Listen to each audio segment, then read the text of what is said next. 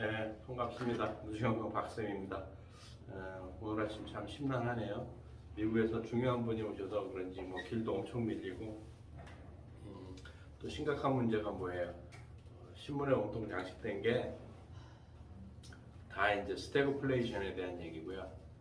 또 개인적인 생각이지만 뭘 갖고 장난을 치고 싶은지, 코로나가 잠잠해지니까 수두하고 무슨 뭐 또 바이러스가 난리라고 또 신문에 나기 시작을 하네요. 그래서 수두 접종이랑 안 한 아이들한테 또 예방 접종을 마치겠다고 얘기들이 나오는데 참 답답합니다. 그러면서 이제 그것만 느끼 미안해서 그랬는지 살짝 뭐 외출했다 오면 손 잘 씻고 뭐 개인 면역을 키우자라는 맨 마지막에 한 줄 들어가 있고 전부 백신 맞으라는 얘기만 또 나오기 시작을 합니다. 뭐가 진실인지는 모르겠지만 어쨌든 개인 면역이 가장 중요한 게 아닌가라는 생각을 해봅니다.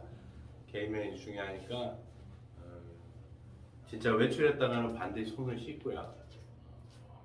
가글제가 있는 분들은 외출했다 오면 가글을 하시고, 그게 없으시면 소금물로라도 반드시 가글을 하시면 그게 큰 문제는 없으실 거예요.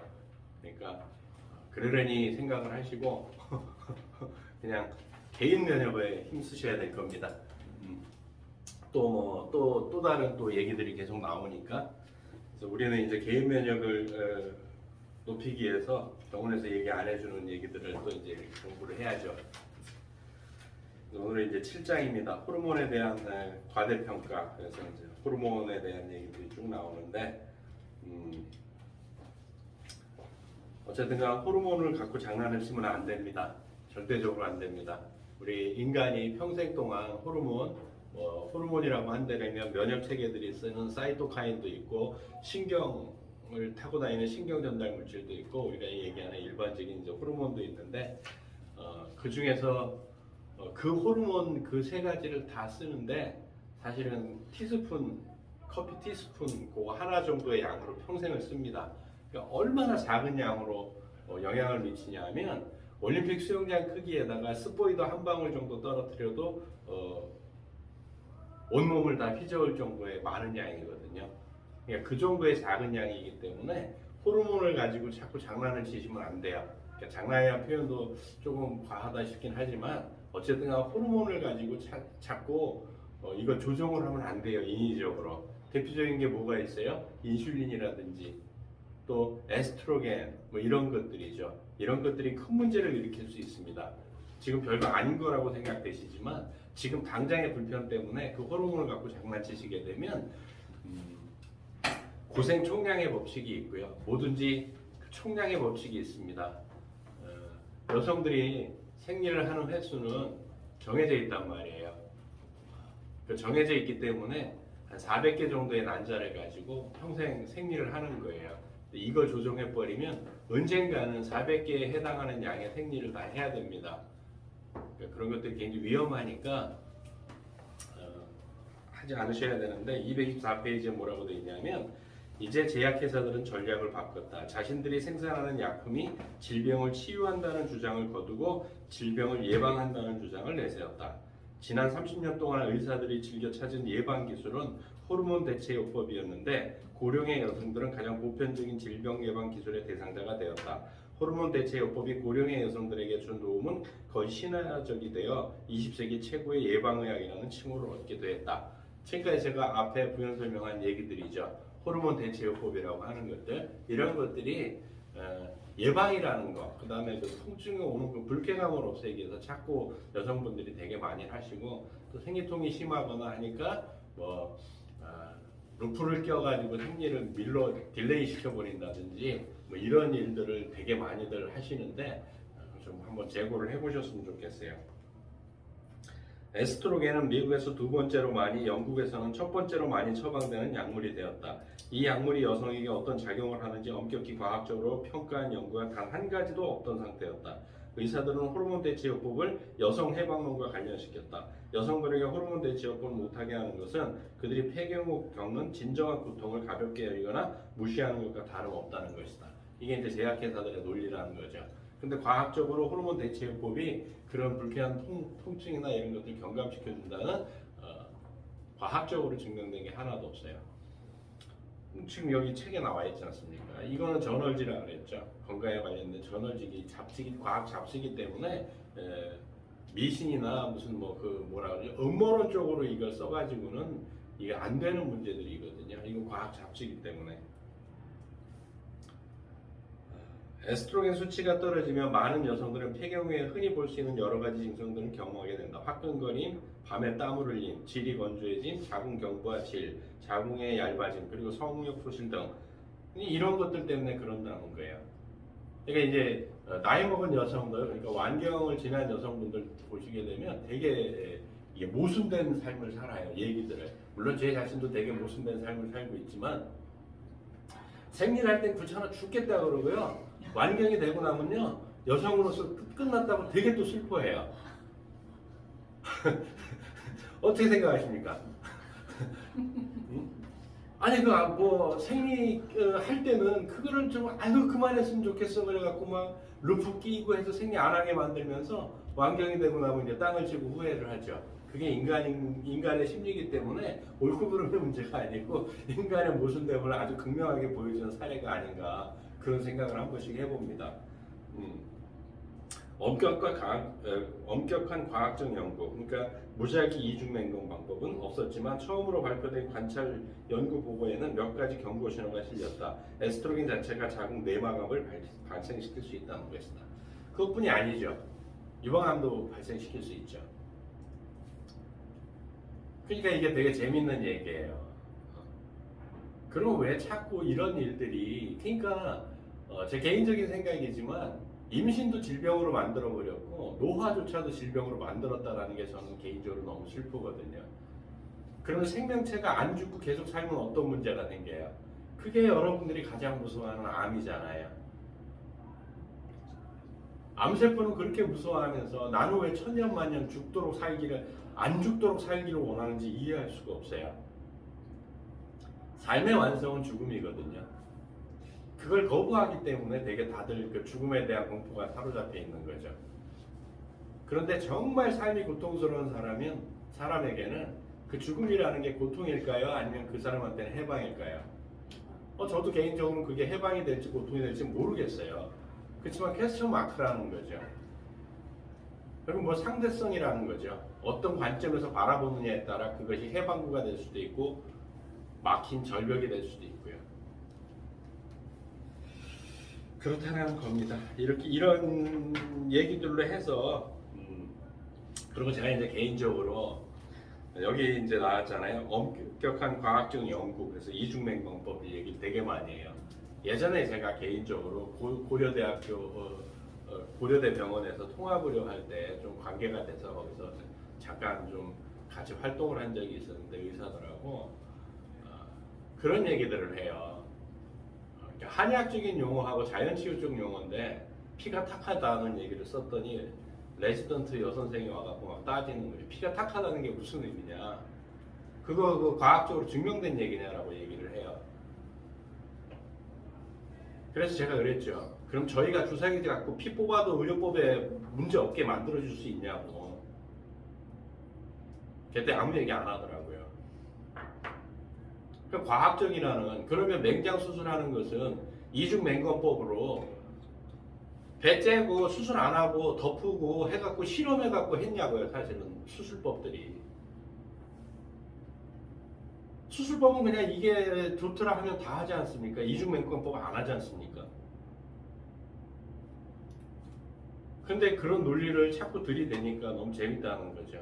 이거에 대해서도 방어를 해요. 이런 얘기들을 하세요, 의사 선생님들. 생명이 위험한데 언제 그 실험하고 있냐고 얘기를 하죠. 틀린 얘기는 아니죠. 그렇지만 그게 100% 맞는 얘기는 아니죠. 되게 재밌는 게 이게 논리적인 모순에 빠지는 건데 미국이 남태평양 쪽에 있던, 그러니까 일본하고 좀 가장 가까운 나라는 일본이었어요. 그 섬을 무단으로 점거하고 있다가 삼국 무슨 지도 해가지고 거기 일본에서 만든 지도였는데 1400년대인가 1300년대인가 뭐 해갖고 그 섬이 일본 땅으로 표시되어 있다고 그래갖고 국제사법재판소에 걸어가지고요 미국에서 땅을 회수했어요. 근데 그 국제사법재판소에는 일본 판사들이 많이 있거든요. 그래서 회수를 했어요. 근데 이번에 우리나라에서 이게 아직 공식화되지는 않았는데 그 지도를 가지고 대마도는 한국 거다라고 증명을 해가지고 지금 대마도가 한국 땅으로 올 수도 있어요, 지금. 그럼 만약에 일본 판사들이 그게 아니다 하면 그 땅을 미국에 돌려줘야 되거든요. 그래서 자기 모순에 빠져버린 거예요. 그것처럼 이 이중맹금법이라는 것도 모순에 빠질 수 있다는 얘기를 말씀드리고 싶은 거죠. 굉장히 또 흥분했네요. 어쨌든간 226페이지에 뭐라고 되어 있냐면 호르몬 대체요법 관련 연구 16개에 대한 분석에서는 에스트로겐 단독 제제를 사용한 여성들은 15년 후 유방암 발생의 위험이 30% 높아지고 혼합제제라고 하는 것은 에스트로겐과 프로게스테론을 섞어서 쓴 사람들을 얘기하는 거예요. 여성들은 그 위험이 2배 이상 높아지는 것으로 결론 내렸다. 이러한 위험은 사용 기간이 길어지면 점점 더 높아졌다라고 책에 나와 있네요. 그러니까 아까 앞에 나온 뭐 밤에 화끈거림, 밤에 땀을 흘림, 질이 건조해짐, 뭐 성욕 소실 이런 것들이 싫어가지고 했더니 유방암이 걸리고 이래요. 나이 먹고 완경이 되면 그게 증상이 나타난다라는 얘기는 뭐냐면 그렇게 우리는 진화가 됐다라는 얘기예요. 그러면 받아들여야 되는 거거든요. 그걸 질병으로 인지를 하고 자꾸 이렇게 에스트로겐을 집어넣고 그렇지 않아도 에스트로겐은 너무 많이 섭취하지 않습니까? 육류를 통해서 또 환경 호르몬을 통해서. 근데 그것도 부족해갖고 에스트로겐 제제를 막 집어넣으니까 어떻게 돼요? 유방암 확률이 확 높아지는 거죠. 약간 재밌네요, 그죠? 233페이지에 반덴브루크의 연구진은 외부 호르몬이 심장질환을 예방해 준다거나 여성들의 심장질환 위험이 증가한다는 이론 전체에 대해서도 문제를 제기했다. 관상동맥 심장질환에 의한 사망률 데이터를 보면 50세 이후의 여성들에게 관상동맥 심장질환의 급속한 증가를 말해주는 증거가 없다. 에스트로겐의 관상동맥 심장질환 효과는 생리학적으로 그럴듯하다. 그러나 그렇다고 에스트로겐의 상대적 결핍을 보충해 주는 것이 이익이 된다고 말할 수는 없다. 그냥 통증만 경감된다라고 보시면 되는 거예요. 그런 기분 나쁜 확 달아올라서 갑자기 막 더운 느낌이 난다거나 막 이런 화끈거림 이런 것들만 좀 경감시켜 준다는 거예요. 그게 낫지 않아요? 유방암 걸리는 것보다. 네? 참. 약간 좀 재밌어요, 그죠? 그다음에 235페이지에 실제로 미국 샌디아고의 캘리포니아 대학 가정예방의학교실에서는 여성들이 가진 에스트로겐의 자연적 수치는 심장질환의 특별한 예방 효과를 나타내지 않는다는 놀라운 연구 결과를 발표했다. 그 연구에서 심장질환을 가진 여성들의 에스트로겐 수치는 건강한 심장의 여성들보다 낮지 않았다. 사실 에스트로겐 수치는 폐경 후에도 크게 변하지 않는 것으로 나타났다. 콜레스테롤 수치와 혈압을 둔다 심장질환의 중요한 요인이 아니었다라고 책에 돼 있어요. 그러니까 우리는 뭐래요? 속고 산다 이 얘기예요. 239페이지에 끝이 없는 부작용들 그래서 이렇게 나와요. 사실 호르몬 대체요법은 줄 수 있는 것은 아무것도 없으면서 온갖 치명적 부작용들은 다 가져온다. 호르몬 대체요법을 투여하는 가장 흔한 방법은 경구용, 즉 입으로 먹는 것이다. 그러나 이와 같은 투여 방법은 다양한 위장관 증상을 발생시킬 수 있다. 오심, 구토, 복통, 팽만감 등의 증상뿐만 아니라 황달까지 나타나기도 한다. 황달이 나타난다는 얘기는 뭐예요? 간이 마탱이 같다는 얘기죠. 토할 것 같아. 속이 미식미식한다는 걸 오심이라고 하죠. 하여간 또 삽입물질, 제 주변에도 이런 걸 많이 하신 분들이 있어가지고 241페이지에 에스트로겐 삽입물의 또 다른 문제점에는 자궁 내막을 자극하여 암을 유발시킬 위험이 있다. 현재 아직 자궁이 남아있는 여성들이 에스트로겐 단독 제제를 수년 동안 사용하면 내막암의 발생 위험이 20배 높아지는 것으로 알려져 있다. 이것은 에스트로겐이 내막 세포를 빠르게 증식시키기 때문이다. 이런 문제를 막기 위해 대부분의 여성들은 한 달에 10에서 12일간 프로게스테론을 투여하는데 이것은 월경 주기의 후반기를 흉내내어 소태성 출혈을 일으킨다.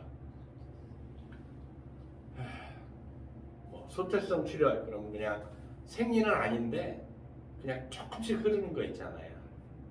그러니까 생리가 완전히 줄어들 때 이게 초경 때처럼 나오는 것 같기도 하고 안 나오는 것 같기도 하면서 이렇게 생리하듯이 그런 식이에요. 그러니까 마지막 그걸 흉내내 준다라는 얘기예요. 되게 슬픈 얘기죠. 그러면서 자궁 내막암 발생 위험률을 20배로 높여버리고요. 호르몬 대체요법은 먹는 피임약과 마찬가지로 난소암을 예방해주는 효과도 있는 것으로 항상 생각해왔다. 그러나 미국 암학회의 최근 연구에 의하면 호르몬 대체요법을 10년 이상 투여한 여성들은 치명적인 난소암 발생 위험이 70%나 높아지는 것으로 나타났다. 자, 이제 생각을 해보세요. 이렇게 해가지고 그 조금 불쾌감을 없앴어요. 그래갖고 이제 걸려요. 이렇게 자궁 내막암 걸리고 난소암 걸리고 그럼 어때요? 아이 낳으실 거예요? 아닌데요? 드러냅시다! 이렇게 되는 거죠. 재밌어요. 예, 제가 대학원에서 몇 년 전에 강의할 때 석사 과정에 있는 대학원생이 질문을 했어요. 그분이 이제 나이가 지금은 이제 완전 50대 후반이신데 60 이제 바로 60을 바라보시는 분인데 친구가 30대 때부터 하나씩 제거를 한 거예요. 장이 중첩돼서 장 잘라내고 뭐해서 소장 잘라내고 뭐해서 또 난소 한쪽 잘라내고 그러다가 또 이제 자궁 드러내고 그리고 8개인가를 제거를 했더라고요. 8군데인가를 제거를 한 거예요. 근데 또 어떤 문제가 생겨서 또 잘라낼까를 고민하는데요. 소장인가를 뭐 그래서 그랬어요.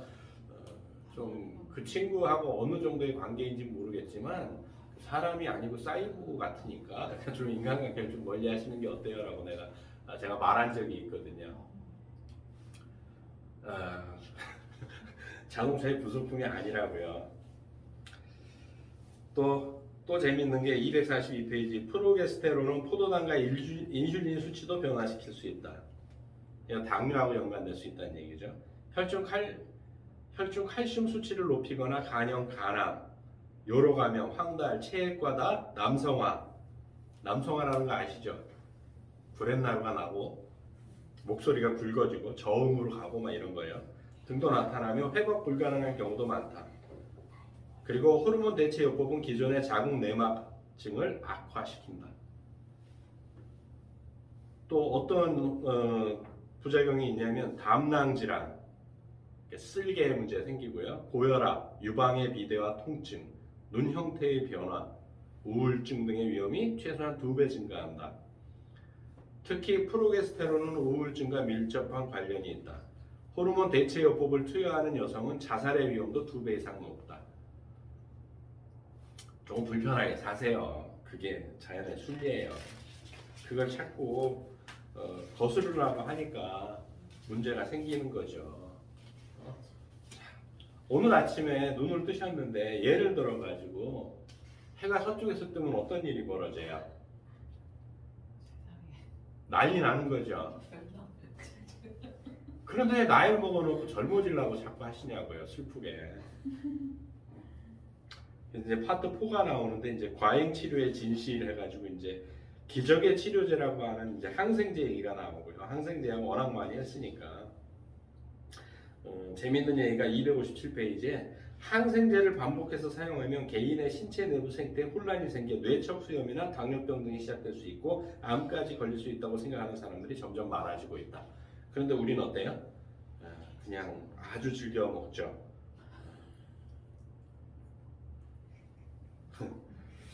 또 환자들이 병에 걸렸을 때 불편을 좀 덜어주거나 또는 질병이 더 이상 악화되지 않도록 막아주는 효과 정도였으며 어떤 질병에서는 더 나빠지게 만들 가능성도 많다. 왜일까요? 약이니까.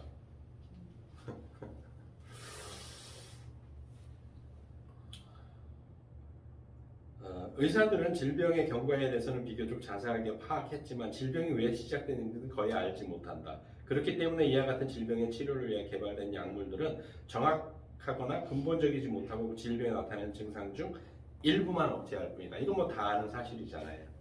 그런데도 어때요? 조금만 아프면 바로 약 먹으러 간다 그러죠. 그래서 260페이지에는 좀 끔찍한 단어들이 좀 나와요. 대중들을 상대로 한 약물 실험, 이게 제목이에요.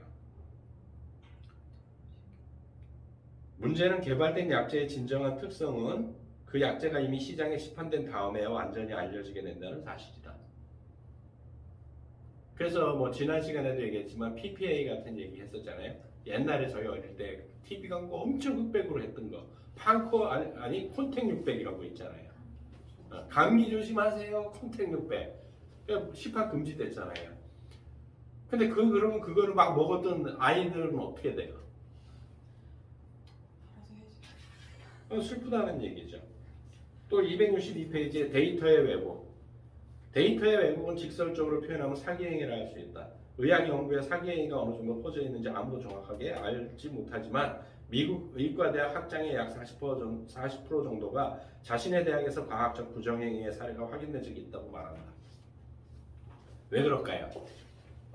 실험하고 연구할 수 있도록 제약회사들이 돈을 대주거든요. 자, 내가 돈을 대주는데 내 의학에 맞게 논문이 안 나오면 어떻게 될까요? 다음 연구비를 지원할까요? 안 할까요? 저 같아도 안 할 것 같거든요. 그러니까 뭐 일단 뭐 그러는 거죠. 그래서 일단 한번 써보고 나서 환자에게 부작용이 나타나면 그만이라는 생각이다. 그 부작용은 실명, 암 그리고 정신질환 등으로부터 사망에 이르기까지 다양하다. 근데 한번 써보죠, 뭐 이런 거죠. 잘 되면 좋고 안 되면 말고. 그래서 이제 또 264페이지는 약물 남용의 그 결과. 지금 약물 남용의 그 결과로 가장 무서운 게 뭐예요? 바이러스나 세균들, 박테리아를 잡을 수가 없다는 거죠. 항생제 남용으로 인해서. 그러면 인간이 먹는 음식에서 항생제가 더 많이 들어올까요? 전 세계에서 판매되고 생산된 항생제의 70%는 동물이 먹어요. 여러분들이 그렇게 좋아하시는 소고기와 돼지고기와 닭고기와 오리고기와 이런 동물들이 70%의 항생제를 소비하고 있죠. 그럼 그 항생제는 어디에 있을까요? 걔네들이 소대변을 놓으면 다 빠져나갈까요? 뭐 일부는 빠져나갈 수 있겠죠. 10% 정도는. 그러면 그거는 또 공기를 통해서 물을 통해서 우리한테 또 돌아오고요. 나머지는 어디에 다육에 축적되어 있을까요? 마찬가지로 지방에 축적되어 있죠. 대한민국 사람들이 가장 좋아하는 게 뭐예요? 삼겹살이란 오겹살이란 지방이죠. 그걸 우리는 또 먹는 거죠. 신납니다. 그죠? 여기 또 재미있는 얘기가 있어요. 감기로 의사를 찾은 3,200만 명 중 절반 이상이 항생제를 처방받았다. 그러나 의과 대학생이라면 누구나 알고 있듯이 바이러스성 감염은 항생제가 듣지 않는다. 박테리아만 듣거든요. 근데 왜 감기에 항생제를 주냐는 거죠. 이건 의대생만 되면 다 안 되잖아요. 근데 우리나라 어르신들은 그렇게 똑똑하신 분들이 왜 그럴까요? 각 동네 그 좀 싼 커피집에 가면은 우리나라 정치는 거기서 다 되죠. 우리나라 정치의 1번지가 어디예요? 여의도라고요? 아니에요. 탑골공원이에요. 탑골공원 주변에 술집과 탑골공원이 우리나라 정치 1번지예요. 거기서 모든 정책이 다 나와요. 근데 조금만 불편하시면 어때요? 이런 항생제를 막 드시는 거죠. 육류 드시는 것도 부족하셔서 그런 것 같아요. 269페이지에 항생제가 청각에도 문제를 일으킨다는 증거도 있다. 개발도상국에서의 항생제 과다 사용은 많은 수의 아동들에게 청각 소실을 초래했다. 청각 소실의 3분의 2 정도가 항생제 과다 사용과 관련되며 어떤 경우에는 항생제가 처방 없이 판매되기도 한다. 이런 슬픈 얘기들이죠. 이런 전설들이에요. 그 다음에 천식약들, 약물들도 굉장히 좀 위험하다는 거죠. 뭐라고 되어 있냐면 기관지 경련을 일으킬 수 있다는 것이다. 기관지 경련을 안 치기 위해서 썼는데 경련을 일으킨대요. 사실은 이런 상태를 막기 위해 바로 그 약제를 투여하는 것이다. 농담이 아닙니다.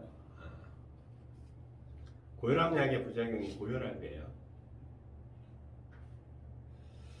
또 스테로이드에 대한 얘기가 나와요. 213페이지에 스테로이드를 만병통치약으로 생각하지만 사실 스테로이드는 단 한 가지 질환도 치료하지 못한다. 우리 신체의 정상적인 반응 능력을 억제해 주는 것이 스테로이드가 하는 작용 전부다. 많은 경우에 이와 같은 억제의 형태를 통해 신체가 스스로를 치료할 수 있다. 그러나 더 많은 경우에는 즉시 파괴적이고 영구적인 손상을 초래할 수 있다. 그러니까 스테로이드는 되게 위험합니다. 스테로이드는 뭐 부작용에는 피부와 근육의 위축, 고혈당증, 체액 저류, 체액절이라는 건 잘 안 흐른다라는 거예요. 그다음에 자반, 이건 이제 퍼렇게 멍드는 걸 얘기를 하는 거고요. 거친 피부, 불면증, 감정 변화, 정신분열증이나 조울증과 비슷한 증세, 그다음에 골다공증, 백내장, 목내장, 월경불순, 발기불능, 성욕소실, 알레르기 쇼크, 아구창, 그리고 당뇨병 등도 일으킬 수 있답니다.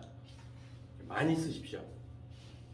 어린이들과 스테로이드, 또 습진치료 약제들, 이것도 좀 굉장히 문제가 많고요. 관절염 치료 약제들, 관절염에 사용되는 대부분의 약물들은 관절염에는 알려진 원인이나 치료 방법이 없으며 통증을 덜 느끼게 하는 것이 할 수 있는 가장 확실한 방법이라는 관점에 입각해서 처방되고 있는 실정이다. 치료가 안 된다는 얘기예요. 통증만 없기 때문에 안 아프다라고 생각을 하는 거죠. 또 이게 재밌는 게 282페이지에 이부프로펜 뭐 해갖고 이거 비슷한 이름의 약제들 있잖아요. 이런 것들. 근데 궤양 외에 대장염을 발생시킨다. 인도메타신, 나프록센, 그리고 케토프로펜은 대장에 구멍을 뚫을 수도 있다. 파킨슨병, 손톱 소실, 그리고 간자가 심장의 손실을 일으킬 수 있다. 재밌죠? 콕스2 억제들, 호르몬제들, 또 고혈압 약제들. 고혈압 치료를 위해 의사들은 온갖 종류의 약물들을 사용해 보았지만 성공을 거둔 약물은 한 가지도 없다. 이뇨제, 베타 차단제, 칼슘 통로 차단제, 레저핀, 클로니딘, 메틸도파 등이 있다. 근데 하나도 고혈압을 치료 못했다는 얘기고요. 고혈압의 이제 가장 위험한 부작용이 뭐냐면 저혈압 또는 일어날 때 혈압이 갑자기 떨어지는 현상이다. 그로 인해 어지럽고 쓰러질 수 있다. 쓰러져서 뇌진탕으로 사망할 수 있다. 이 얘기예요. 재밌죠?